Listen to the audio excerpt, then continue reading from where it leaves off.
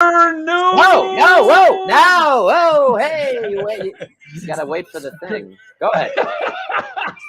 Welcome back to the Demand Better podcast, where we are your consumer's guide in the health and fitness space. I am your host, David Corona, and I am joined by everyone's favorite physio, Dr. Bo Babecco, who is coming out of Superior, Colorado, as well as, he'll be here soon, award-winning journalist from Detroit and Channel XYZ, Faraz Javed. What up, Bo? What up? Let that rock Forever out in young, the baby. background. Forever young.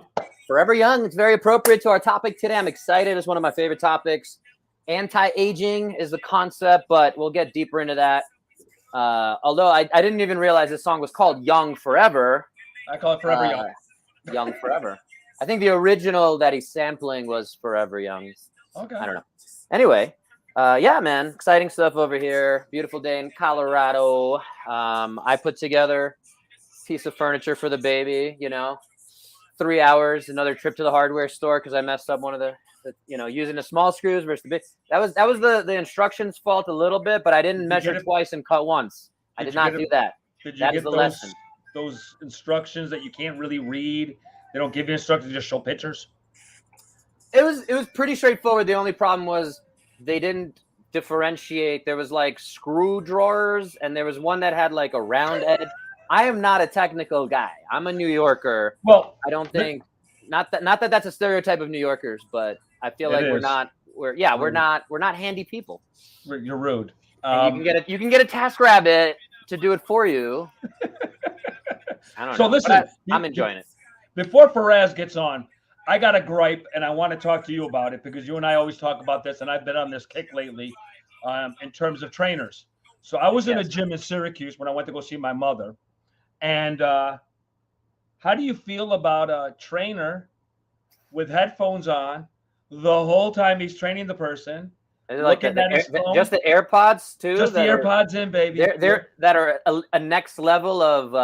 I don't know if I should use the word douchey. I think douchey is the word I'm looking for. People, do us a favor. Demand for them to do their job.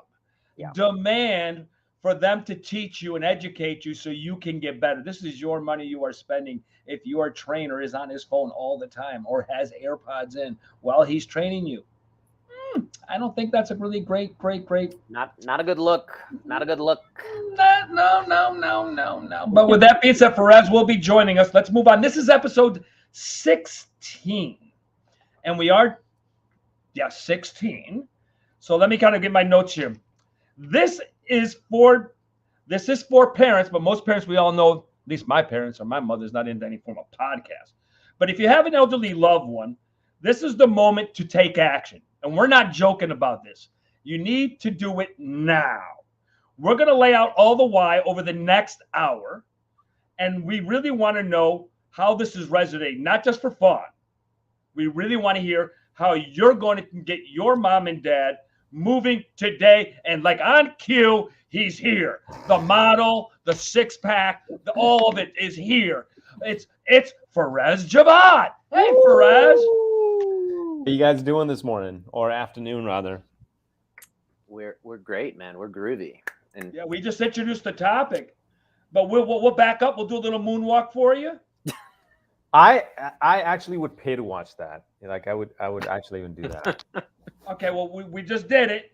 What's new for us, for your fans here? Because you are the model of the group. Go ahead. Oh, you saw the hair toss right there? I did. I was like, if you're gonna be modeling, then I might as well fix that. What product is that? Is that just natural, or are you using a little? This gel, is Scully. This is called homemade? Scully.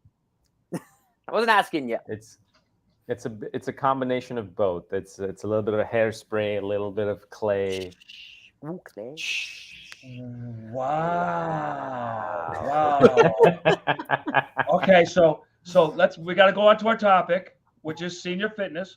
But before we go into our topic, I must take a step back and say that we are sponsored by Fit Care Physiotherapy and Wellness, where the idea is to focus on your fitness so you can avoid the healthcare space. With that being said, concept of aging, Dr. Bo. Let's go. Yes. So the concept is how we think about aging. Everyone accepts aging. I want to direct folks to David Sinclair, who's doing a lot of really cool stuff in this space. I think we've touched on his stuff in previous episodes. Great book called Lifespan, which is different than Health Span, which he's bringing some interesting definitions and words and things to the forefront of. The subtitle of that book is Why We Age and Why We Don't Have to. And just the fact that aging is not currently categorized as a disease. And if we start to change the thinking of, hey, is this something I should just accept? That every year, again, the statistic is after the age of 30, we start losing muscle at a pretty rapid rate. After the age of 40, we lose 1% of our muscle mass every year, not including folks that are working out and trying to reverse that concept. But if we just live our lives, we lose that. There's this programmed cell death. It's very fascinating stuff. I'm going to minimize how deep I get into the physiology because I can spend, a good couple of hours going into that. But yes, I think the concept of aging is one that, as I'm aging, as we're all here aging, however we think of that is it simply a loss of function? The term that we keep coming back to is, do we stop playing because we get old, or do we get old because we stop playing? And so that's the big thing here is the mindset. And a great quote that I shared on my social media a few days ago that kind of came up randomly, and I was like, this is perfect, is you're too old to not work out. So if you're not working out, because I hear all the time, I'm too old to start.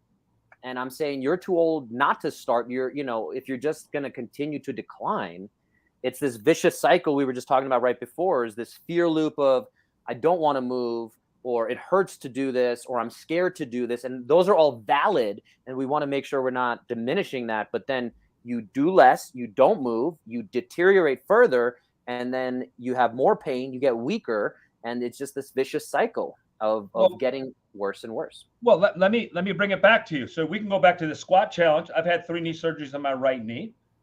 I was like, I go down there, that sucker hurts. That sucker hurts. And over time, within a week, it was like 4 to 5 days, I believe, that the pain diminished. And I was sitting in there and I started feeling better. So we go back to the analogy, and the analogy is it you stop playing? Yeah, you stop playing. Pretty much. You're not doing what your body is capable of doing. Jens, let me ask you this though. When you guys say aging, what's the definition of aging? Are we talking about when you start losing muscle mass? Are you talking about when your hair starts to gray? What do you define as aging? So look at this right here. No, go ahead. Go ahead. Sorry. You're not. I don't know if that qualifies for aging, Corona. No, it's a great question, Faraz, and thank you for bringing it there. And I'll go to David Sinclair's definition, and we can talk about chronological age. So you can literally say, I was born on December 2nd, 1983, for anyone who wants to steal my identity. But I'm sure that that's not, I mean, for our purposes. Right. No. So what I was starting to say is there's chronological age. And so again, this is where somebody who's 70 years old could feel like they're 40, or they could feel like they're 100. So there's the other part of it is biological aging. Mm-hmm. And again, the damage that we inflict. So my really simple definition of aging, and I appreciate you asking it this way, is aging to me is not just how old we are. It's the accumulation of damage every single day and how much we can reverse that. So if being out in the world, even being exposed to the sun, being exposed to radiation, Wi-Fi waves, all these things, our skins get damaged. Everything, there's damage happening. So if we really were able to I use the Whoop to measure some of my data, but if we really were able to look at exactly the total, let's say again, today, I'm getting exposed to negative 20 points of damage, or just negative 20 aging points.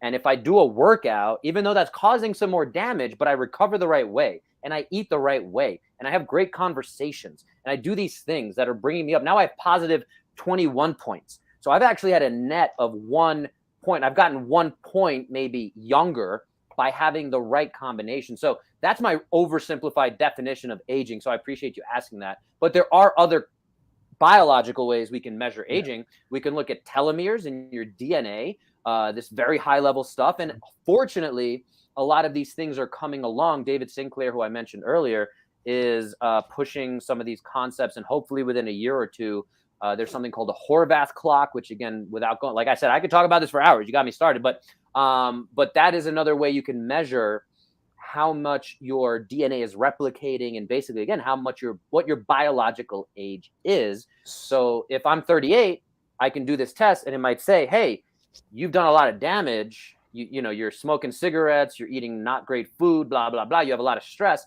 Your biological age is that of a 52-year-old. Or, hey, you've been taking care of yourself. You're looking like you're only 32, whatever it is. So go ahead.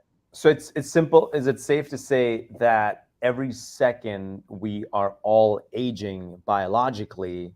So now the question comes, how much of that what's the percentage of aging can we sort of hold or sort of put a pause on, or not pause, but sort of, like you said, not damage or reverse the damage? I think that's what you said. So is it safe to say that, like, with fitness, with eating healthy, with recovery, with a more holistic approach, how much of that can we reverse?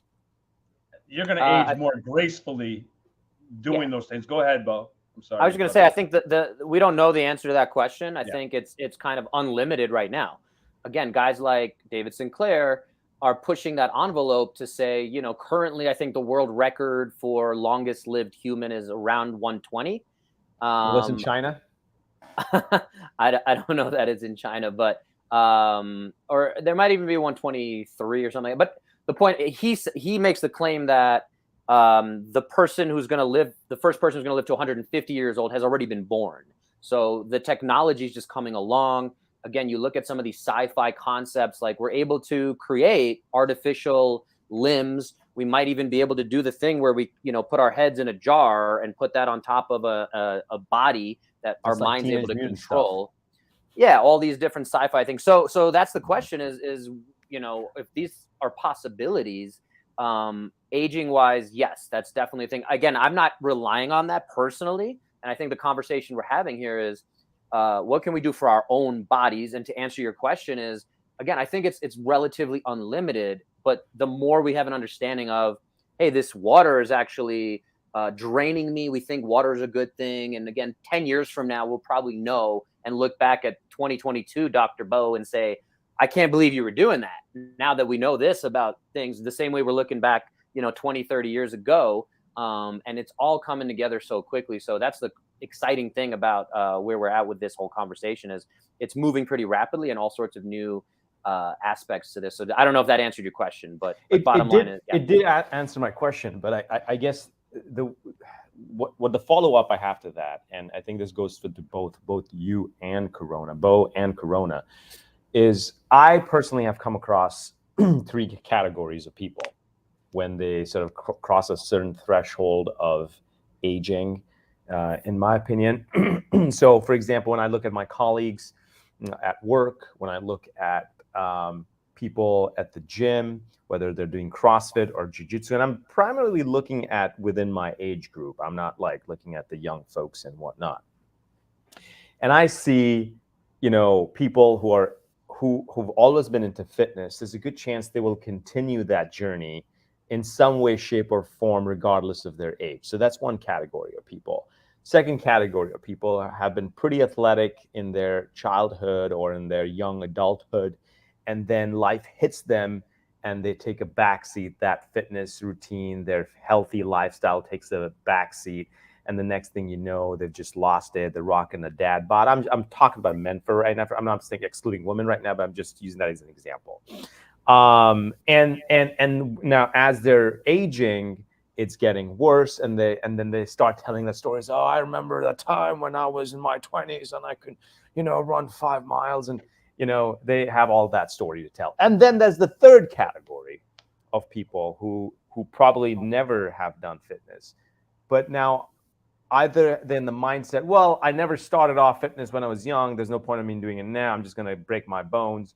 Or you have, you know, that same, there's a subcategory within that category where this thing and thinking like, I want to start, but I don't know where to start. And I'm going to stop you there. And I think most people that have never worked out are there. That's where they are. There's the problem in the fitness industry is really that where do you start and who do you start with and why do you start with that person? We, episode 1 was how to find a trainer. We put it out there, and the reason we put it out there, it gives people at least a guideline on how to go about finding someone who can actually help you. But the confusion between there's people that do this out of necessity. They have to do it. The doctor says, and there's some people who just don't care and don't want to do it. But when it's all said and done, I think the fear of how to start, where to start, I think is the biggest building block. And then the second biggest building block is getting your butt out of your house and making time for yourself. Either you're going to make time for yourself and know that nobody's ever walked out of a training session or worked out and said, I feel like garbage. Unless, you threw up in the training session, you might feel like that garbage in that moment. But afterwards, you feel great. So when you kind of look at it, I think people's fear overtakes what reality is in a lot of times, and it stifles them until they feel comfortable with somebody. Bo, your experience? I want to make sure I touch on a few things there. So to go back to Faraz's concept of never having started fitness, this is something we've talked about, and a very important distinction here, and understanding the research and the way things are looked at with aging. It's not just about fitness, it's about an active lifestyle. So I think that's a very, very, very, very, very, very, very, very, very, very, very, very important distinction to make, because when we look at the blue zones, which we can talk about, and I think we've touched on in previous episodes, the common theme of living longer, living better is, again, and you hear these folks, people who've lived on a farm their whole lives, and eat bacon and eggs every morning. And, we can argue about the dietary stuff, but at the end of the day, it's continuing to move. So that's why that concept of, do we stop playing or do we stop dancing because we age, or do we age because we stop doing those things? And I think it's more of the latter, because modern life, thank goodness for all of these modern amenities and luxuries we have. I'm standing in a, temperature controlled room right now. I just literally had a massage. Someone come to my house and give me a massage. It feels great. It's wonderful. And, you look at the Wall-E, Pixar movie of it all, where we have all these modern luxuries. Even the Peloton concept, even fitness comes to you. But if you're not exposing yourself to all these different hormetic responses, so hormesis is a fun scientific term that I do want to double down on. But a lot of the diseases we're talking about here, a lot of the problems we're seeing, a lot of this aging we're seeing has to do with too much convenience, too much modern 100%. Luxury. And unfortunately, it's saying like, hey, don't walk 5 minutes to go pick up your food, which is probably not the best food either. But, I literally went and did a workout on the treadmill with I had a 40-pound dumbbell that I just kept moving as I'm walking up a 15% incline. This is how I grew up in Brooklyn. I would walk with my football equipment, which was probably at least 40 pounds. And I would have to walk to the bus and take the bus to the train and take the train to Brooklyn Tech. And then even walk a little more past that. And bottom line is I had to duplicate this and find a way to create a stress on my body that I can control and understand that hormetic, the stimulus, the stress of that. And then I have to balance out how much of that I'm recovering from. Again, getting a massage, going to the sauna, doing breath work, whatever it is. And that's where, again, we get into this equation of aging of what can we do? And are we getting too comfortable? And if we're not exercising or we're not living an active life, we have a comfortable recliner. We have Netflix in front of us. We have every movie, every piece of information we ever want at the touch of our fingertips. Let me stop you there, because part of our problem, is convenience. The amount of convenience we have, the ease of everything. But let's take a step back, because we talked on that last episode, right? That's right. Ease of fitness. 100%. And just because you work out it's great that you move, but it'd be better if you did it under the supervision of somebody who could give you guidance for you to get from point A to point B. But if you don't work out, let's discuss the issues of sarcopenia, osteoporosis, osteopenia. These are things that some people get who do work out. But let's expand on it. Go ahead, Bo.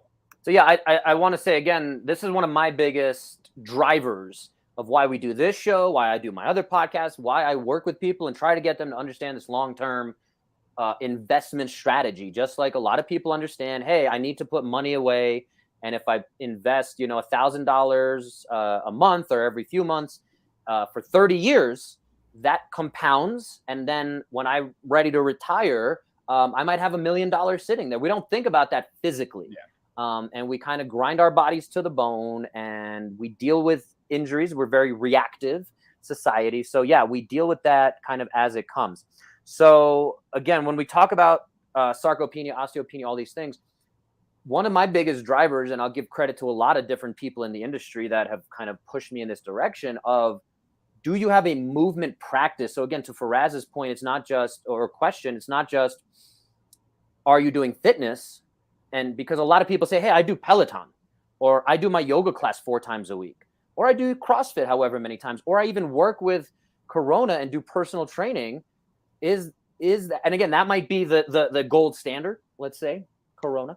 But when we talk about a movement practice, and I'm actually in this process of the fact that I'm having a kid in a few months, I'm trying to really double down on where's my time best spent when it comes to fitness and for the longevity of my joints, of my body. Another great saying I'll throw out here is, we are only as old as our joints feel.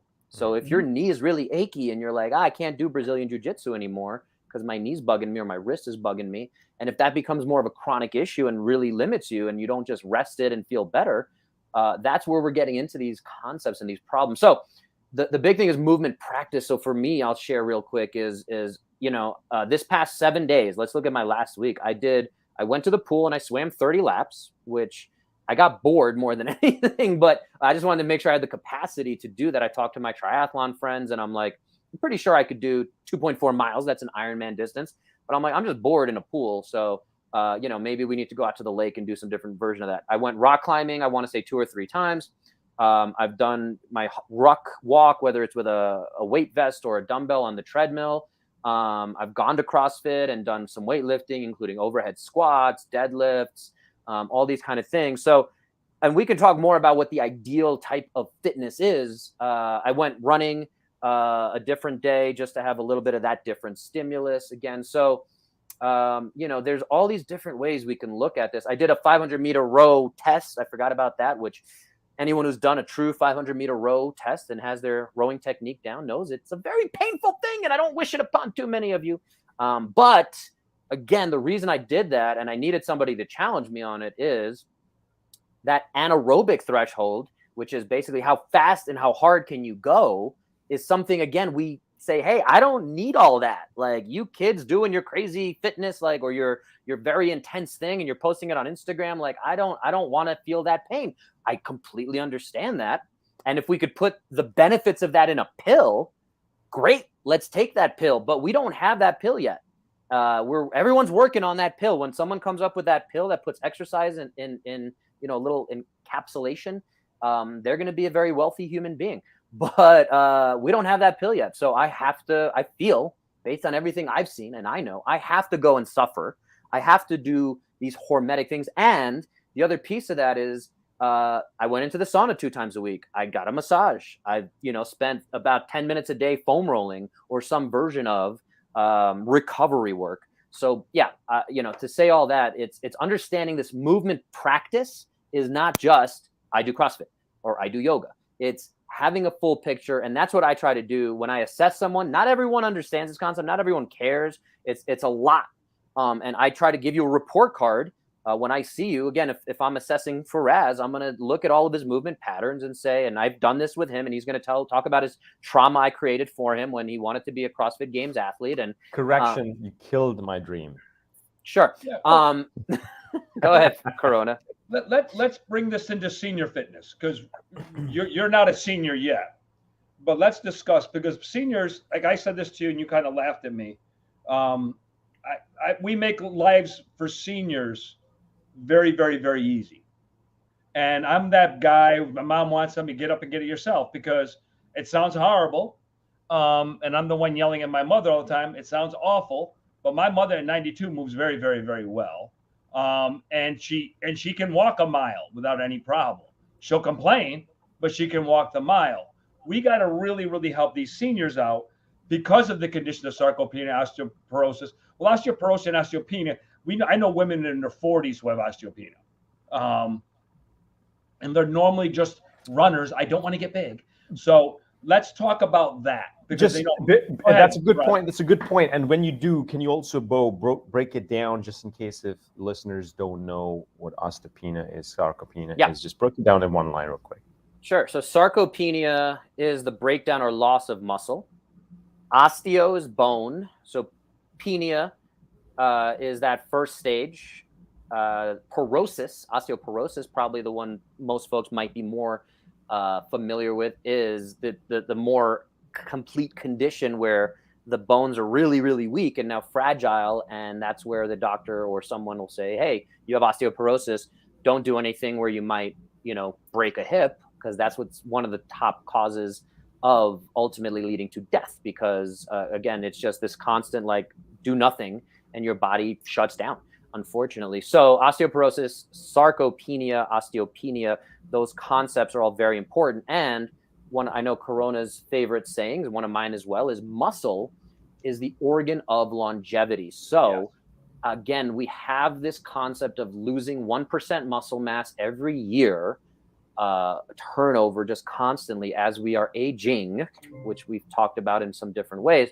And so if you, and as soon as you started talking about that, I started jumping up and down, not because I'm excited, but because it reminded me, and something I've literally talked to my own mother about, who's 72, about the fact that, hey, she just got diagnosed with osteopenia. The beginning stages of your bones are getting weaker.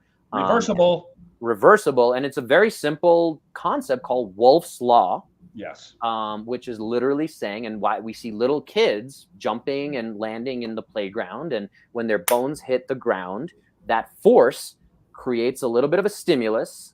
And we have to be careful, especially with seniors. I want to say, hey, we're not just saying everyone should just go and jump as much as possible. But it's, again, that saying of, do we stop jumping because we age, or do we age because we stop jumping? We can replace that word in there with a lot of things. But again, that concept that our bones are getting weaker because we're not creating the stimulus for it, and we're just getting comfortable. And the body literally programs hey, I don't need to get stronger. And if I'm just going to be sitting around watching TV or whatever, or walking and doing golf, whatever, these are the common retirement kind of things, right? My body doesn't need to be strong. Therefore, it's going to break down. Hold on. Complete that thought. When you said that force, what does that force do when you jump? So the Wolff's Law is when you're jumping and you land, the body says, hey, I need to lay down a little bit more bone. So I need to, get calcium and bring other parts, all these different elements, and I'm going to lay down stronger bone so that the next time I land, my body's more prepared. Because now you're telling me, hey, we're going, let's make the analogy of driving a car. So I need to drive 50 miles an hour. I need to drive 80 miles an hour. I need to drive 100 miles an hour. We need to either put in something more potent into the gas tank that allows us to perform higher. So if we're just putting the same gas in, it's not going to adapt. So the car, if you just drive your car 10 miles an hour, it's going to kind of be used to driving only 10 miles an hour. And if you never give it the stimulus of driving, let's say 100 miles an hour, it's never going to adapt to that. It might be in there somewhere, but it's just it eventually rusts. It eventually starts to break down because you're not, and if again, if you guys, I'm not a classic car person, but if anyone knows guys who have cars from the 50s, these classic Cadillacs and things like that, they have to drive them, maybe every Saturday, because they need to literally lubricate those joints of the car, because that's what's keeping it alive. If they just keep it under a thing and protect it under a canopy or whatever, again, I'm not a car guy, but that's the analogy there. So to complete that thought, Wolff's Law, and the other very simple concept we brought up a bunch between Corona and I is specific adaptations to impose demands. Correct. SAID principle. So same thing is if you're, and this is when we talk about getting exposed to ice or heat or all these different stimulus, lifting something heavy is one of the best ways for your body to say, hey, I want to stay strong and I'm going to be ready for the next challenge, versus life is comfortable. I don't need to do very much. Let me take the calcium out of the bones and get weaker, which is literally what's happening with osteoporosis and osteopenia and sarcopenia. And what's interesting for us about that is watch this simple prescription. Hey, Dr. Bo, you have osteopenia. What is the prescription to start reversing the effects? Watch how easy this is. Go ahead. Tell them. Go jump, go lift. That's it. So you're saying you can reverse it by jumping and lifting. And by the way, when I say that, if you've never really done that before, then it's best to actually do it. Do it safely. Do it Get, safely. Invest in someone who's going to progress you. There's this new thing called, I think it's called Osteo Strong. Okay. And it's these little fitness studios popping up all over the country. And yeah, they're doing it with like a leg press, and they allow you to kind of, and they're doing it in a very smart way. I have never gone to one. I have no affiliation with these guys. I'd love to understand it better, but they're doing it in a way that says, yeah, like you can load things in a very progressive way. We can measure your bone health. I think they do the imaging and they're checking in on you. So bottom line is, yeah, there's a lot of really smart ways to do it. There's also that fear of like, again, if you're just listening to this and you're 80 years old and you have osteoporosis and you're like, they said to jump and lift things, and you go to pick up a heavy suitcase and you blow something out or you break something. Not a good idea. Right. I think, again, there's a little bit of, we need to be careful and cautious about how we're talking, but at the same time, we're still talking about these bigger concepts. And again, I hope that folks understand we're not saying if you have these diagnoses, it's very simple, but at the same time, it is simple. But again, invest in someone like Corona, someone like me. Like the jumping thing, right? I'll give you a simple little thing. You could stand at your counter. You could jump about a paper length. You don't even need to start jumping. I'm doing it now. I'm just doing calf raises and trying to land my heels into the ground and control that. If you don't have the strength for that, that's a problem. And this is where, again, when I talk to other 38-year-olds or 40-year-olds, there are folks who cannot do these things at that age. What do you think is going to happen when you're 68 or 78? Before you go, we have to remember that what we do on a daily basis, we are conforming our bodies to objects. So if it's a computer, if it's a laptop, whatever, we're conforming our bodies there. As we get older, if you don't take care of that and offset that, what you normally do to your body, you're going to age not so gracefully. And we call it diseases of modern aging, of the modern world. We've talked about this. And again, diabetes in this rampant stage, cancer in these, really high numbers. We didn't see this 40 years ago. And so there's definitely something. It's not just, it can't simply be, this is a disease that's spreading. It's literally, we can look and say, like, these are things that led to this, whether it was the push for low fat diets that led to a lot of this diabetes because nobody understood the physiology, or there was money involved and special interests and all this stuff. But yeah, again, I can go into hours of all that. I'm going to avoid that right now. But Faraz had a question, so let's go to Faraz. I did. So the question that I had was, I took a nutrition class back in university. I'm really proud of that, by the way. And so I learned in that class that women in general are more prone to osteoporosis. All right. And I'm assuming that is still true to this date, because this is back in 2003. So the first question that I have to that is, so let's say men and women, if they're active at an early age, and when I say early, let's just say for the sake of this conversations in their mid-30s, and then when they reach their 60s and 70s and they've maintained an active lifestyle, are they still going to be prone to osteoporosis, especially women? I guess the question is, does an active lifestyle beat osteoporosis, or is just one way of preventing osteoporosis? It's the best way we know how. There's, again, epigenetics and genetics. So genetics is what we are predisposed to. So if your mother and father had cancer, let's say, that makes you most likely genetically predisposed to have cancer. Epigenetics is the choices we make every day.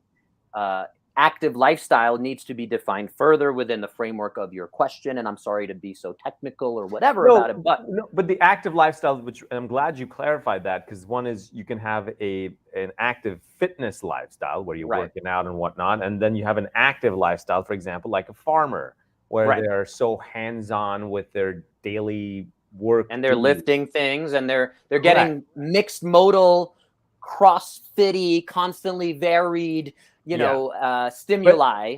But considering most of the population in the urban centers, they're not farmers. They're probably, if their work actually might entail sitting at a desk, Right. or Correct. they probably Yeah. are not lifting a shovel or digging it.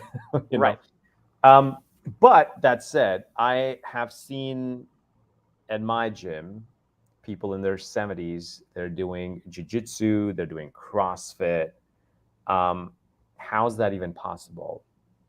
Again, it's exactly your question. I think it's they've built up that fitness, and the crazy thing is, and I think Corona shared some of this on his social media, and I always love to highlight these when I see them. You know, there's people who are 72 years old, have never done fitness, to your earlier question, and they're like, whatever snaps in their mind, and they're like, I think it's time to start. Or they find the right, they run into Corona at the grocery store, and he says what he does for a living, and they're like, that sounds like something I need. Like, how much do you charge? Okay, that's within my budget. Let's set up a session, Monday. So yeah.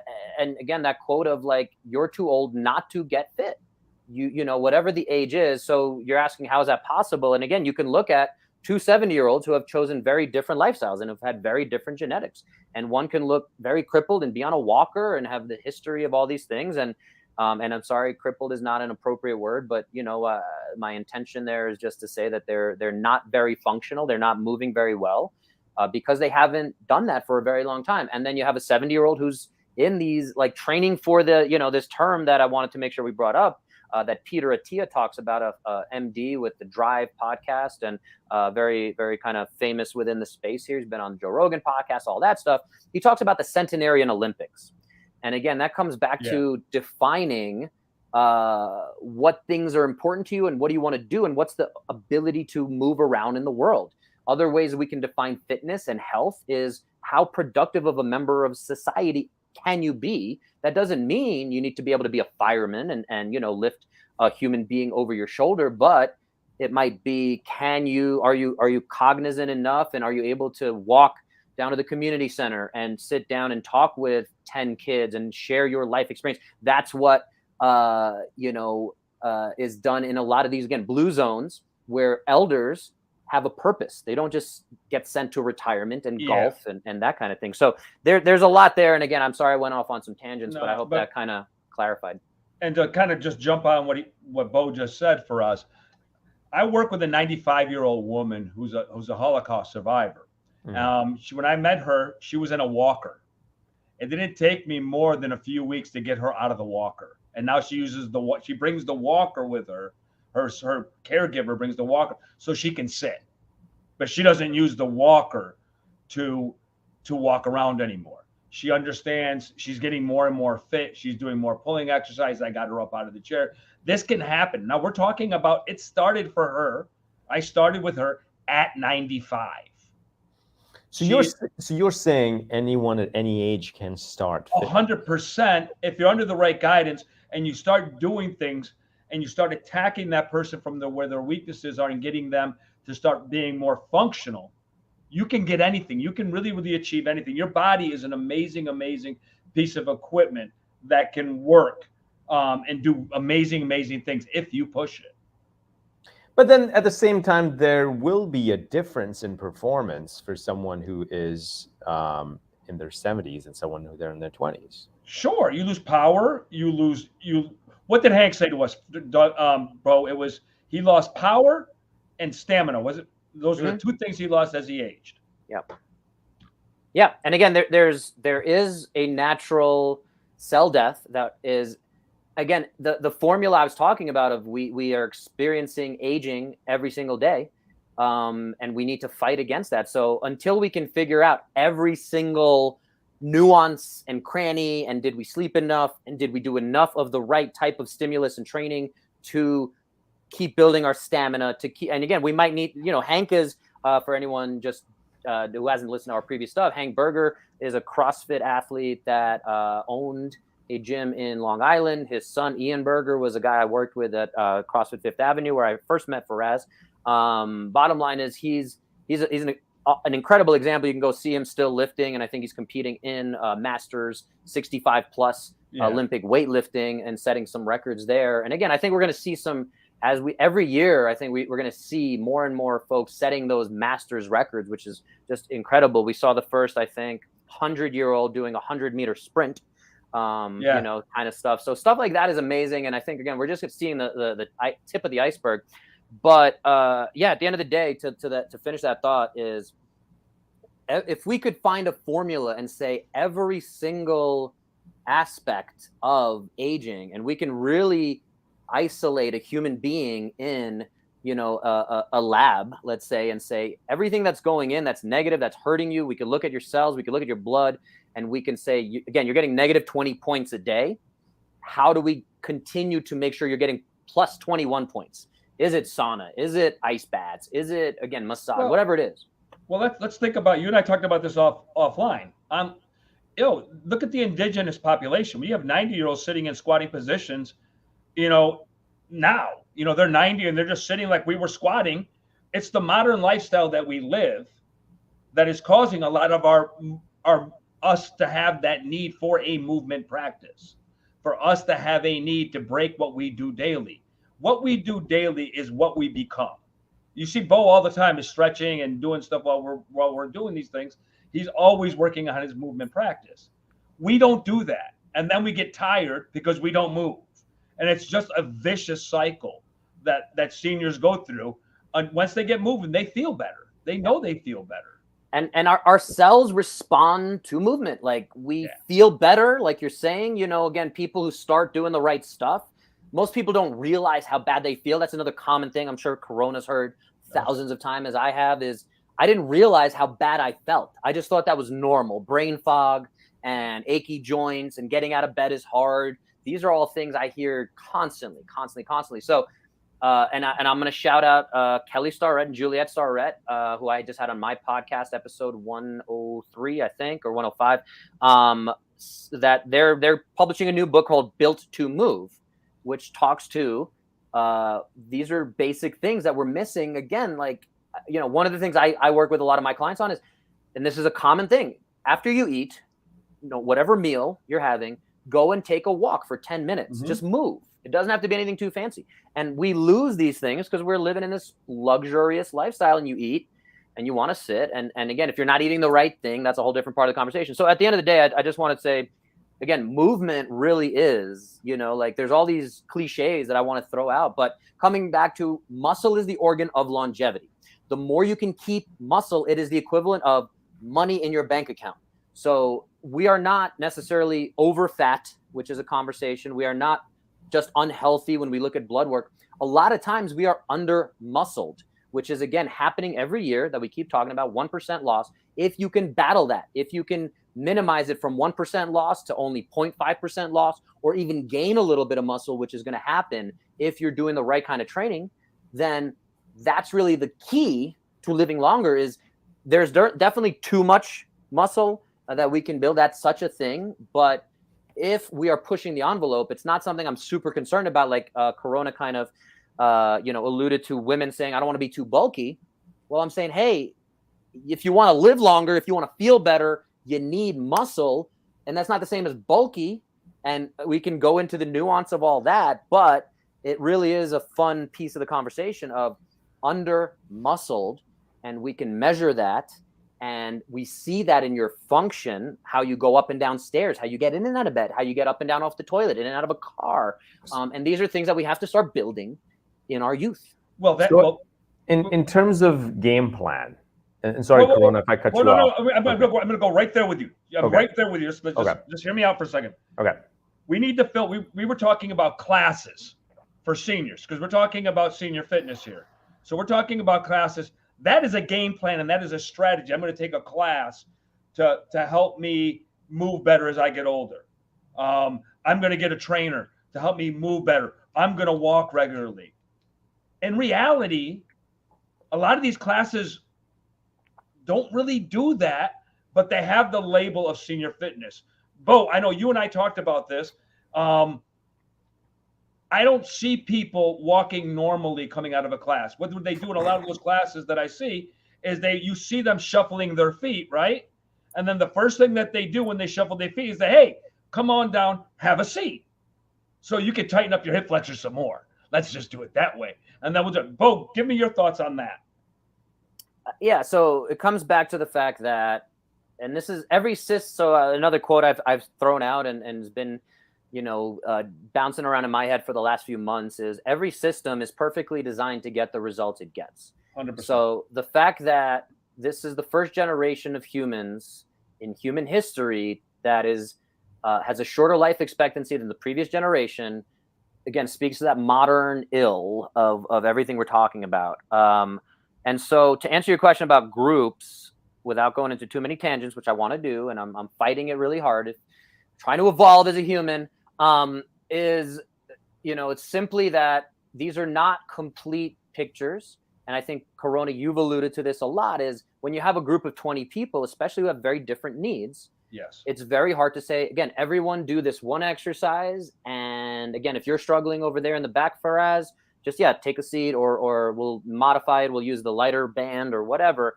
There's ways, again, and moving is better than some movement is better than 100%. No movement. I see a lot of Zumba classes, which I have my problems with Zumba, but again, if it's getting people up and moving, great. So, but it comes back to this incomplete movement picture. And again, if you're not jumping, if you're not lifting something heavy, if you're not going to exhaustion, again, the concept of, and it needs to be progressed.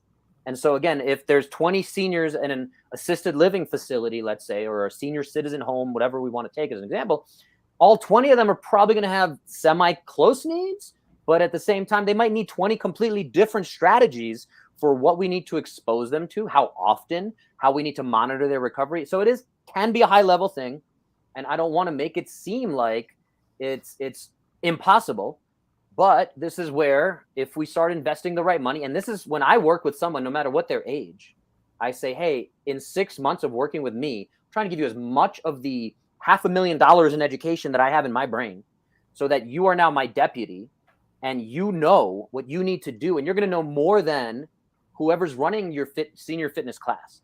And when I talk to you about how do we load, how do we monitor soreness, there's no perfect answers. So we need to be safe. We need to be clear. We need to be careful. Again, if the doctor says, hey, maybe do a little bit more, oh, you're getting a little fatter, or your weight's going up, I don't hear that prescription, especially with seniors, let alone with any age, of, hey, have you thought of building some muscle? That's the really easy prescription.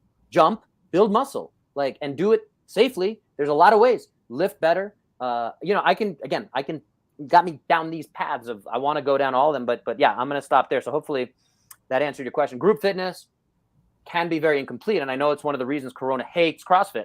And we've had that episode as well. I think it was episode 5, that we went down that rabbit hole. But yes, for seniors, again, this is where, if you guys are listening and you have a senior citizen in your life that you care about and you want to help move better, they need our help. I think they're probably not the ones, I don't know how many above 65-year-old folks we have listening to this podcast. If you're there, we want to talk to you. We want to reach out to you. We want to help you with this whole thing. But the reality of it is, if you have someone like that, I have my mom. I know Corona has a 92-year-old mother. Faraz, I know we've talked about your family a bit offline. And so if you have someone in your life, these are the conversations we need to have.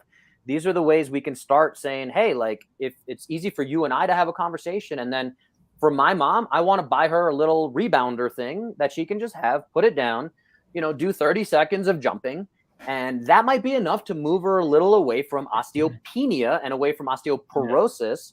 And again, it can be as simple as, hey, maybe just, lift your heels up 30 times and kind of try to kiss them gently to the ground. Maybe that needs to become a little harder. Maybe we can jump within, just jump one credit card's worth, we can slide a credit card under your feet. So just that little bit of jumping. But whatever it is, we need to have these conversations. We need to change, where is Jack LaLanne? We have to be Jack LaLanne. Yep.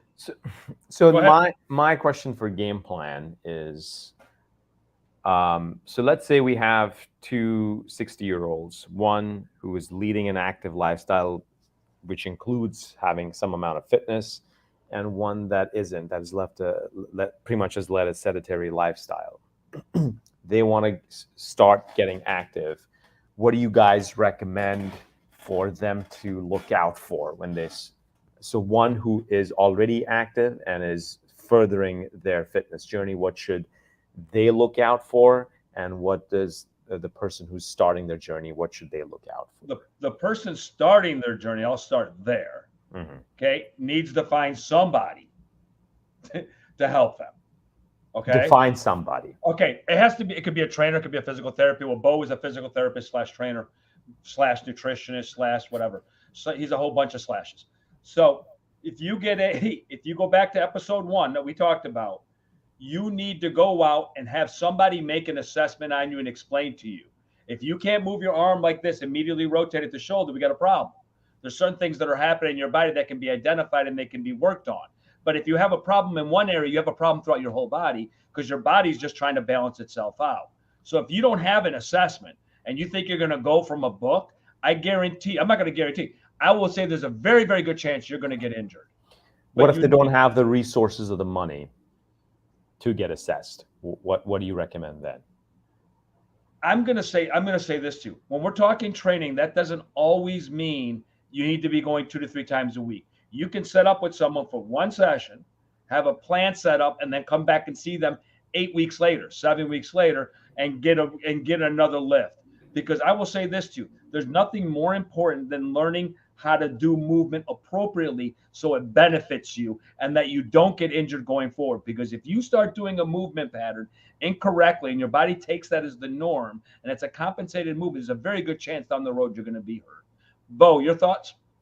Yeah, 100%. The question Faraz kind of came back with is definitely a tricky one when it comes to resources. But at the same time, when we learn to drive, we take driver's ed, or you have a loved one kind of spend time and teach you how to drive. So that's why we're saying, if you're listening to this and you have the resources and you have an elder person in your life that is starting their journey or wants to, move that journey forward, I think there should be ways we can move that along. When it comes to resources, again, that's a huge conversation that, I think we can certainly go into our political system, reaching out to senators, governors, your local council person. There's going to the senior centers, and that's all stuff that I think we can continue to improve. But it all comes back to our society and the fact that we never learned to move properly, and we're not sitting in the bottom of a squat, and that's why I have to put out this 30-day challenge. And even someone as educated as Corona is like, I don't want to squat, but I'll do it because I love you, Bo. For the show. I love you, Bo. And then, oh my God, after 4 days, I feel better. After 4 days, I feel better. But yeah, so there's tons of resources. Again, the internet is a beautiful thing, but it's also got a lot of misinformation and wrong information. Yeah. So there's a lot to this conversation. Again, Medicare, Medicaid, in America here, there's all these aspects of, if you're a senior citizen, you might have some resources, and there might be things out there and that we don't even know about, whether it's virtual consultations. Again, if somebody reached out to me and said, hey, I don't have a lot of money, I'm happy to send you $25. I'm like, yeah, let's get on a 30-minute call. Like, I'm not here to, I didn't get into this profession to become a millionaire.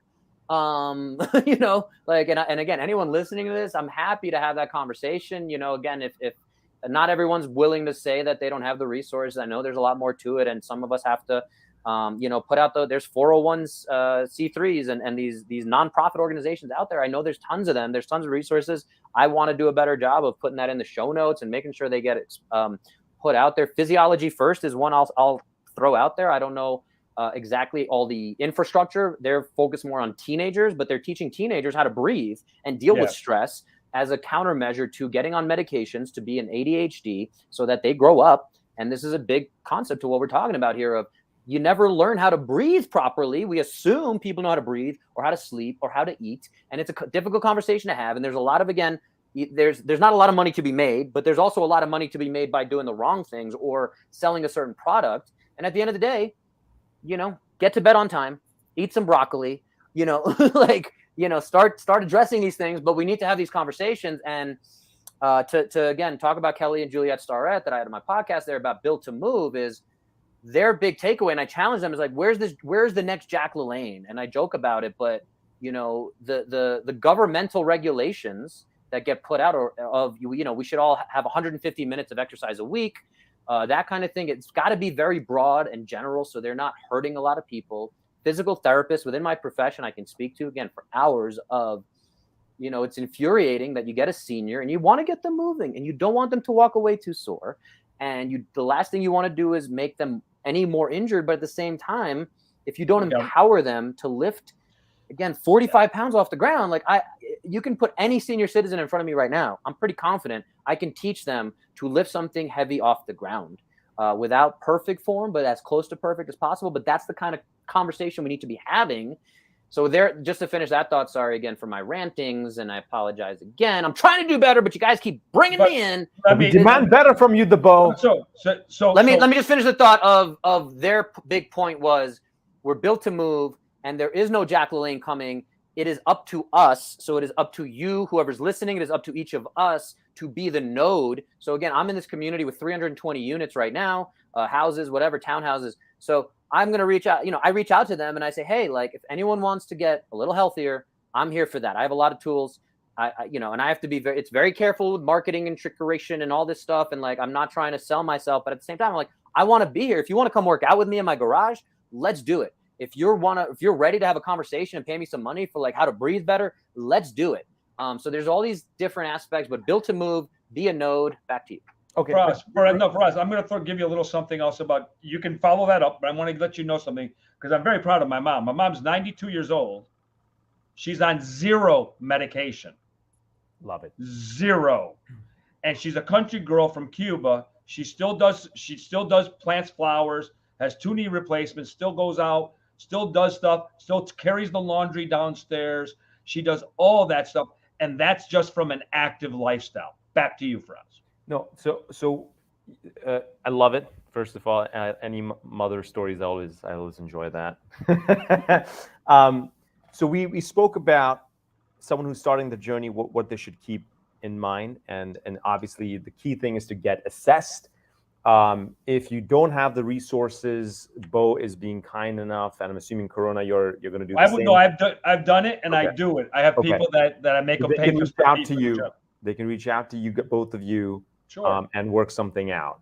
But what about the second part of the question which I had? What advice do you have for people who are continuing their active/fitness lifestyle well beyond their 60s? What do you want them to keep in mind as they progress? Keep going. No, but there has to be something they need to keep, or a few things that you need to keep in mind. If you're as active, I don't care who you are. Yeah. I'm going to go back to the checkup that Bo and I talk about all the time.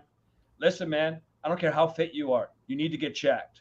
You need to get your joints checked. You need to get all this stuff looked over, just because you need to function more and more properly. The thing that I think that happens to people that get older, the worst thing that can happen, women are normally very active throughout their lives. Men have a tendency to shut down as they get older, and they do less.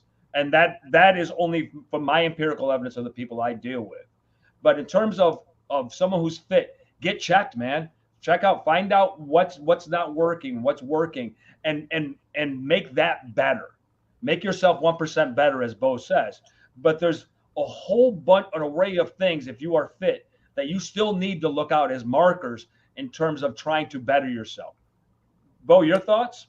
Yeah, and again, it's if you're asking for one thing, Faraz, again, whether it's someone starting or somebody who's continuing to do the process, it's muscle is the organ of longevity. So that's where we come back to how much can you lift? How many different ways can we look at that? We can do a scan of your body and say, you have this much muscle right now. It's 5% less than it was 5 years ago. Or it's 1% more than it was last year when we did the same scan, because something you're doing is working. So again, the assessment is really the key, and it is getting down to the brass tacks of, just like, again, we make the analogies of what is the health of your car? What is the health of all these correlates to your health, such as blood pressure, such as resting heart rate, your HRV, all these things that the Whoop can easily measure for you. So great ways to be tracking this stuff. And it's never too late to start is the other really big thing that I just want to throw out, not necessarily directly answering your question, Faraz, but it really is. And again, we have all these success stories of 90-year-olds who just like, hey, show me how to lift this thing. Like, I think it's time. and I see everyone around me getting less fit, getting less healthy, getting less able to get up and down, or even dying. from these kind of crazy conditions and not that crazy, but I don't want to be there. So help me get better. Another big part of this is mental health too. So having these different stimulus points, changing how we move is actually, again, very good for our brains. There's all these different cool, fun ways to look at that. So there is a checklist of aging that I talk to people about. Exactly to Corona's point, no medication is one of them. That's a goal. And that's working with your healthcare provider. It's not just, hey, stop taking all your medication. It's working so you don't need that medication, because generally medication is something that has side effects and all these different aspects. So no medication is one of them. Muscle capacity, muscle measurements is another one. Having a movement practice, whatever that is, even if it's, I love all these studies and anecdotes and things about Sardinia in Italy is one of the blue zones where people they've looked at it and said there's a lot of centenarians here for some reason. So there's something in the lifestyle. So they showed, I forgot what I think it was Somebody Feed Phil, a show on Netflix, and he was there and he met a guy that lost his wife and he's in his 90s and he just walks. He walks down to the market, has like a piece of bread and cheese and coffee or whatever, and then walks back home. And but that movement practice, and he's going upstairs and they kind of follow him on the journey. And again, we need to build these practices in one way or another. And a lot of folks are just, we're in survival mode. There's a lot of stress in the world. So if you're not doing that, or your solution is, I'm just going to do a class, I'm just going to do F45, I'm just going to do Peloton, I'm just going to do yoga. It's having these conversations with folks like, I think, us here, and hopefully we can continue these conversations and evolve them to what's the overall picture of your body and your fitness. And again, it comes back to having this kind of checklist of all these things. And it's a long checklist. It can be. And we can figure out where to focus and what your resources are and what you're willing to do. And where we got to, again, within the industry, and I'm sure Corona can talk to this, is we have to meet clients and patients where they are at. So again, 100%. If you're brand new, to your question, Faraz, if you're brand new, we got to say, hey, let's start with walk 10 minutes after every meal. That's all we're doing for the next week. And if you can do that, we can add another piece to this fitness puzzle. And if we 100%. Do that for 52 weeks, we have 52 new habits. And that's where, again, I'm selling sustainable, long-term, long vision. So whatever I'm doing is not just so you feel good and feel like you got a six-pack and you walk out of there limping a little. I had trouble getting up and down the stairs and stuff that people love or in their mind correlates to fitness. But we're talking about true better movement, true long-term fitness, buy-in, as well as, hey, this is easy to include all of these little habits. And I can rattle off, again, 52 habits right now that I want people to do. But anyway. So what I'm going to do, we're going to tie a ribbon on this because we've gone well over an hour, my friend, a little bit over an hour. But I want to do this real quick. We are sponsored by Fit Care Physiotherapy and Wellness, where the idea is to focus on your fitness so you can avoid the healthcare space. So let's tie a ribbon on this. Faraz, you always have the great ways to kind of finish it up. Give us something to go out with today. Well, the positive thing that I want to go with today is I have personally seen people in their 70s, even actually an 80-year-old, do jiu-jitsu. And those of you who don't know what jiu-jitsu is, it's a very active form of well, let's just put this: it's grappling, right? It's at the end of the day, so you are in close proximity to your opponent and you're grappling. One would assume someone that old would not be able to or should not be doing it, but no, they are doing it and they're successful at it. They also compete, and that also goes for CrossFit as well. I mean, Bo, you brought up Hank Berger. Hank Berger, right? You brought his as an example. So, well, Corona brought him up. Corona, okay, you brought him up. I did. I apologize. Corona and Bo continued the conversation. So, age is just a number. Regardless of how old you are, you can further and start your fitness and active lifestyle So just don't give up. The winning thing is you take that first step, and the rest will just follow. Bo, what do you got for him before we bounce out? Yeah, you know, again, I love all these kind of cliches. Again, muscle is the organ of longevity. Do we stop dancing because we get old, or do we get old because we stop dancing? AKA, keep dancing, keep jumping, keep moving. The other one is, you know, our body is, and I think it goes back to an ancient Japanese saying, is our body is we are only as young as our spine feels or as our joints feel. So, you know, things to be aware of. And again, the other really big thing is we didn't touch on, and I want to throw in here at the end, is there's a big difference between common and normal. And again, common, and this goes back to our definition of aging and the way that David Sinclair defines aging. The reason aging is not categorized as a disease by the World Health Organization is because more than 50% of the population experiences it, which is their cutoff. So if diabetes goes above 50%, according to their definition, which is heading that way, it would no longer be a disease, and it would just be, hey, everyone gets it. Like we're just going to accept it, which is what the way we look at aging. And we're just, instead of saying like these are all conditions of aging, saying, hey, there's a way we can fight against this. There's a way we can reverse this. If we start doing some of the right stuff, changing XYZ, you know, the cost of aging is mind blowing. And then again, that other piece that we didn't dive too far down is the difference between lifespan and health span. We have the technology to keep people living 10, 15, 20 more years. But if there's no quality in those years, meaning you can't go up and down the stairs, you can't play with your grandchild, that's a huge gap in that conversation. So common versus normal is, again, a lot of folks my age, 38, not that old in the grand scheme of things, but think it's normal to have aches and pains, to have a surgery coming up, or have already had a surgery, you know, versus it's very common.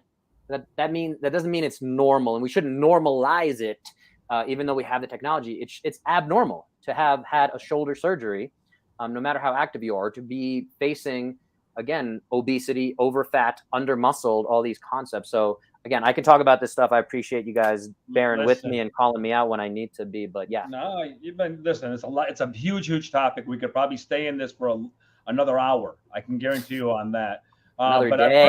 Another day, another whatever you wanted to do. But I first want to thank Faraz, as always, for being with us today.